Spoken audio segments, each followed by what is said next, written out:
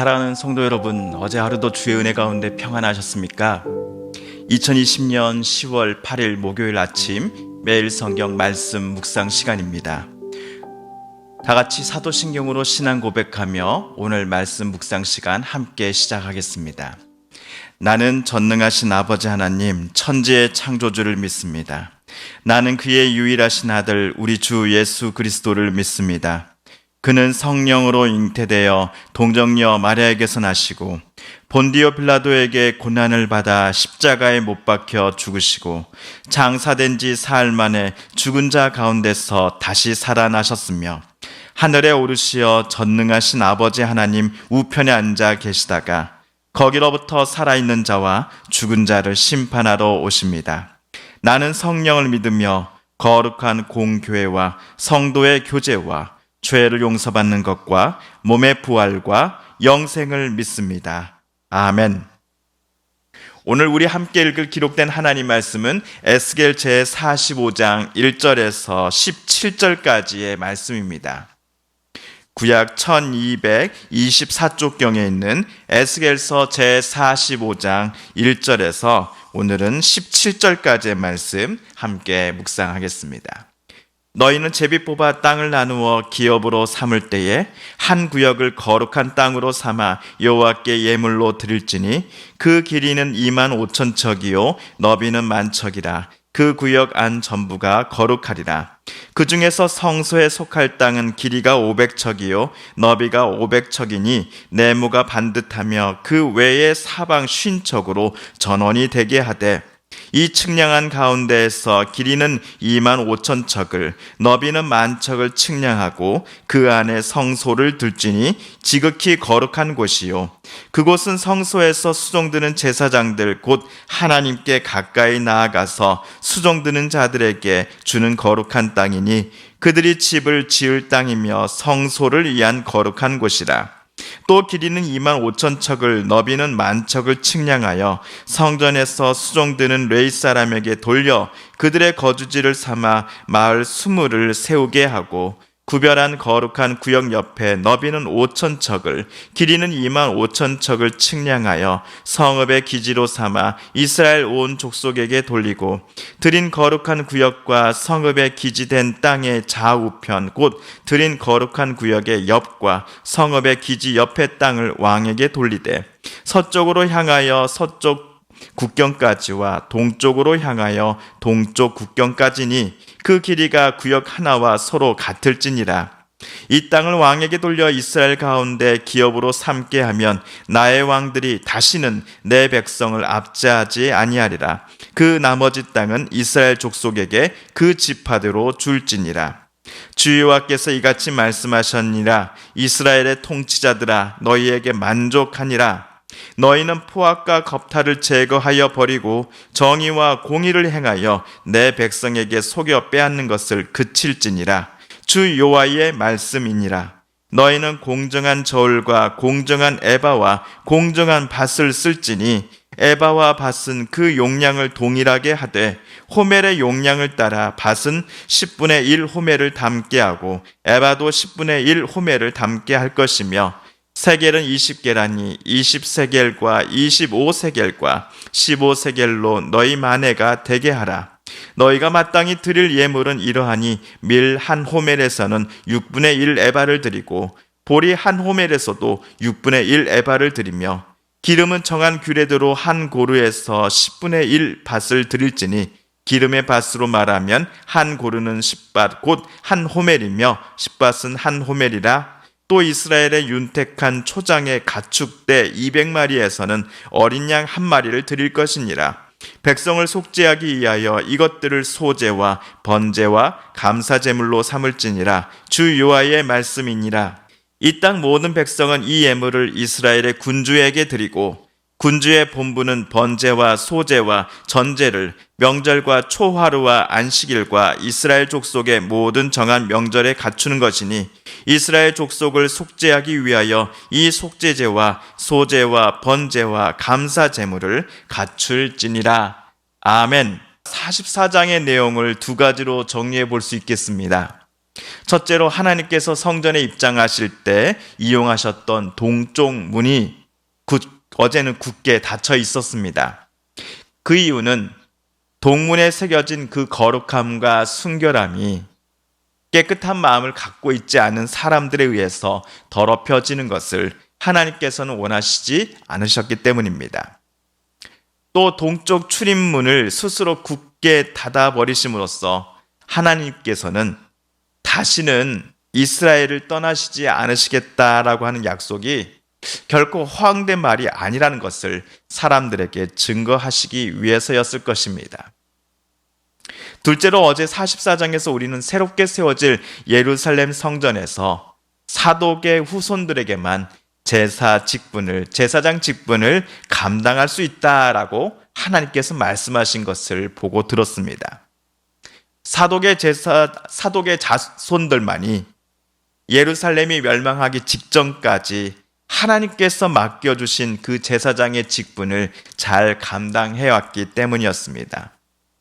거룩함과 진실함, 또 신실함으로써 하나님의 말씀과 뜻을 백성들에게 가르치며 또 그 가르침대로 살고자 애쓴 이들이 사독 제사장들이었기 때문에 이들에게만 하나님께서는 새로 지어질 새 성전 시대에서도 제사장이라고 하는 거룩한 직분을 또 맡기셨던 것이지요. 한편 오늘 우리가 읽은 45장에서 하나님께서는 새롭게 세워질 성전의 위치 그리고 그 주변 땅의 용도에 관하여 에스겔에게 오늘은 설명해 주고 계십니다.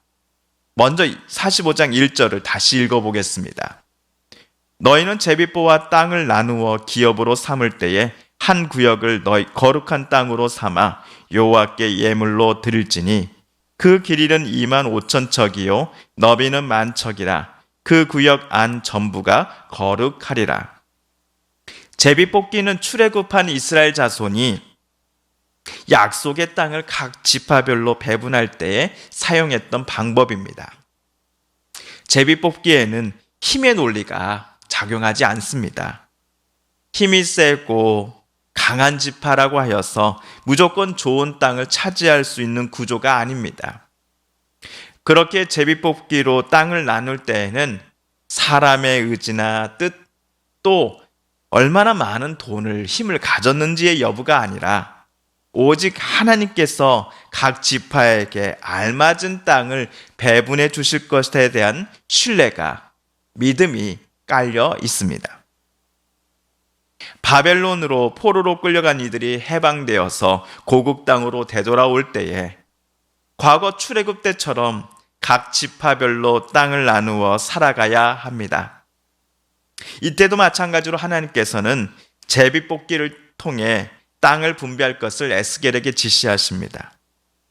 귀양민들은 본인의 바램이라든지 또는 각 지파가 가진 권력과 부의 위아래에 따라서가 아니라 전적으로 하나님의 지도하심과 또 하나님의 계획하심에 순종해야 할 것입니다.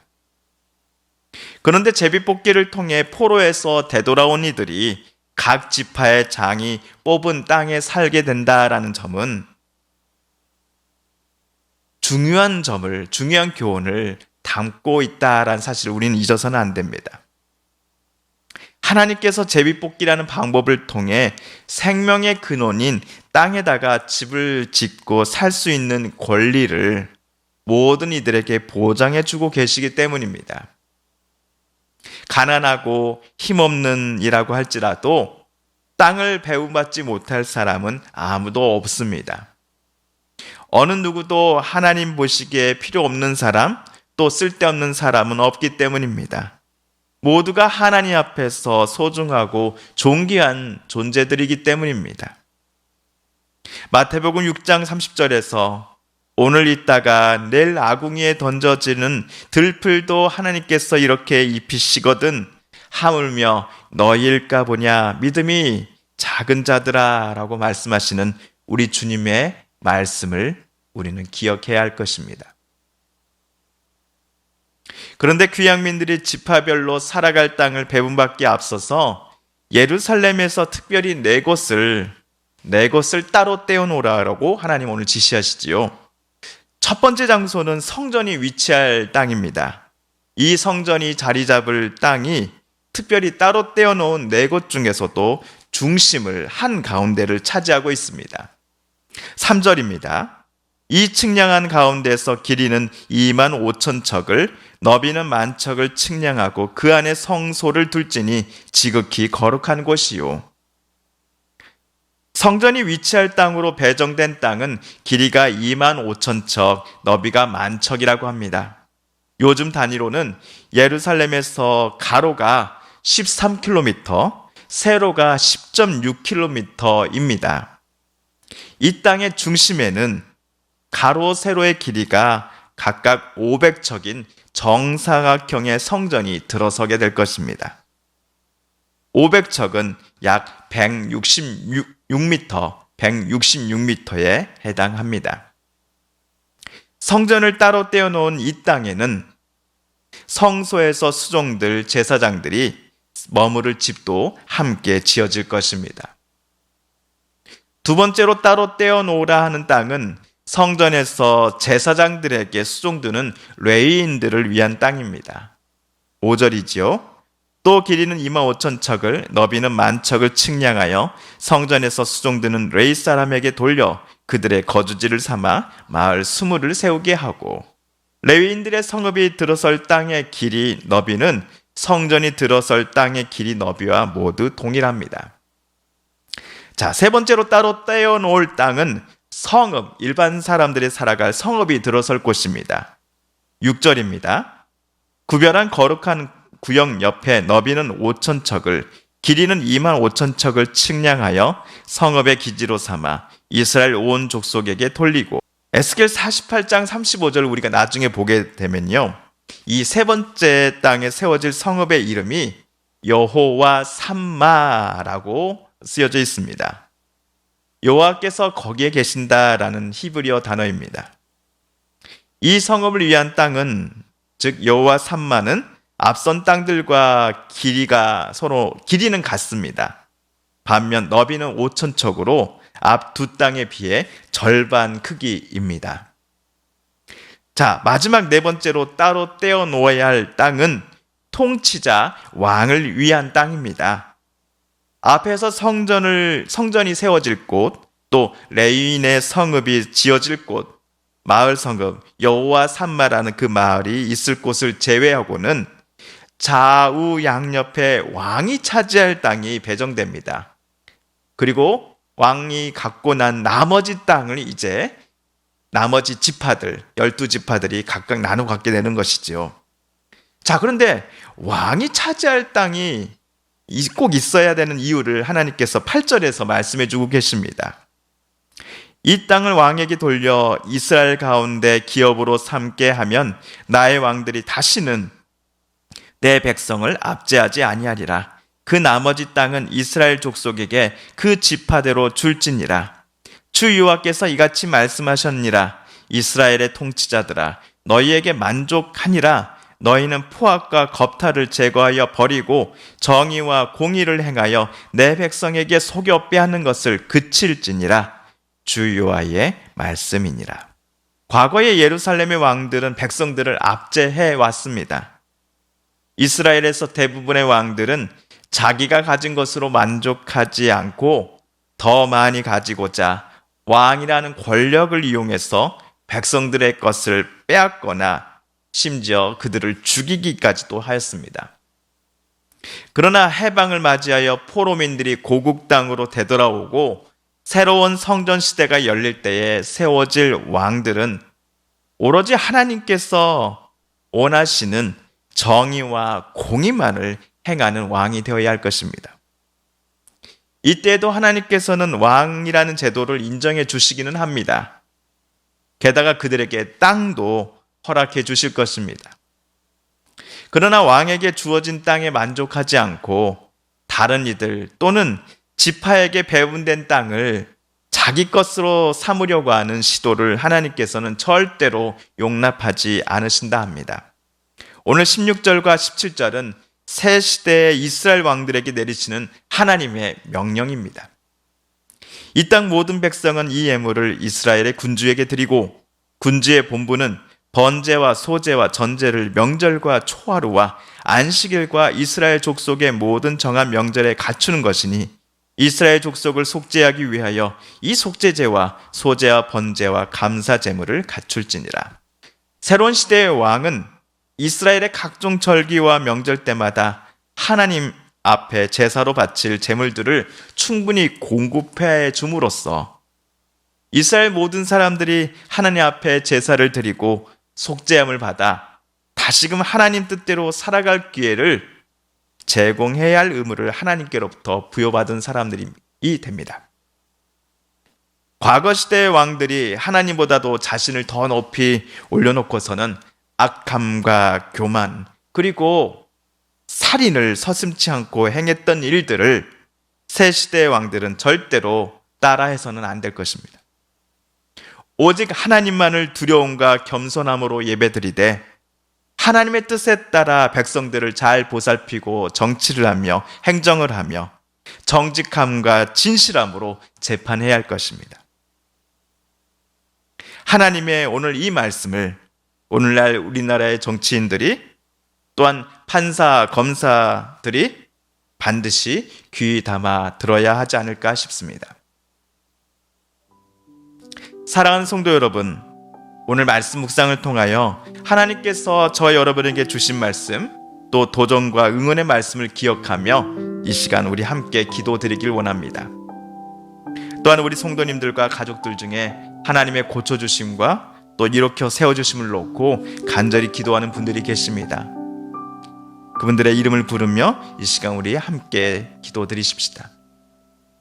코로나19로 신음하는 온 세상을 하나님 불쌍히 여겨주시고 도와주소서, 하나님 치료하여 주소서, 하나님 구원하여 주소서라고 간절히 기도드리십시다. 마지막으로 우리가 가지고 나온 간절한 기도 제목 하나님께 아뢰며 하나님의 은혜 보좌 앞에 더 가까이 나아가도록 하겠습니다. 함께 기도합니다.